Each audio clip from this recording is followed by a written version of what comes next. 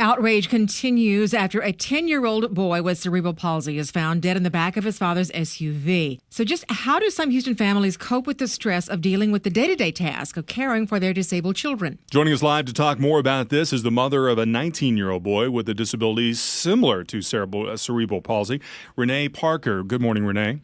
Good morning. You know, I can't even imagine what your challenges are every single day. As you talk to other families, other parents that are dealing with a disabled child, what are they telling you about just the stresses and the daily problems with just getting by? Well, it is very challenging, and my son has multiple disabilities, and he is nonverbal and uses a wheelchair, and have a lot of friends with children with disabilities, and we talk about all the challenges that we face through the day-to-day task of, caring for them and providing what they need from a emotional and social and economic or monetary way, and it is very challenging. But in my life, my son has been a tremendous blessing. That's an interesting thing, because I was wondering about when the frustrations are there for the child as well. Does that carry over onto the parents so that the both of you are dealing with issues at the same time? Yes, it does. When you have a disability, I think you can be frustrated. You can be, a lot of times it may be a cognitive disability where you don't understand something, and it's very challenging, especially if your child is nonverbal, to try to communicate and figure out what they're trying to express through their actions. And a lot of times through their actions, they're trying to tell you something that they can't tell you verbally, and so they act in that way.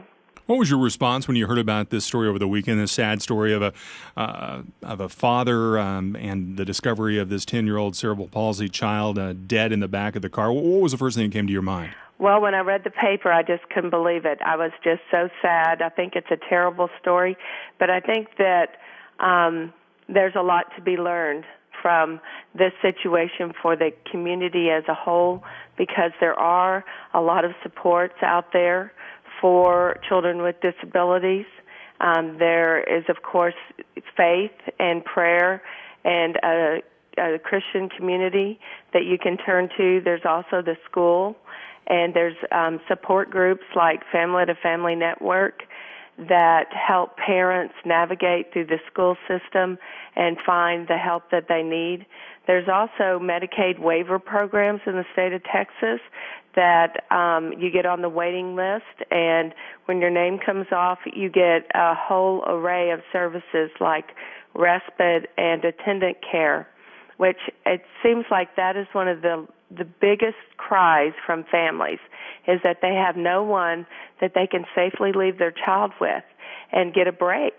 And so these types of programs are critical to helping families, survive and improve the quality of life for their children. Thank you so much for sharing your story with us, Renee Parker there, and also some great advice about the agencies out there to help.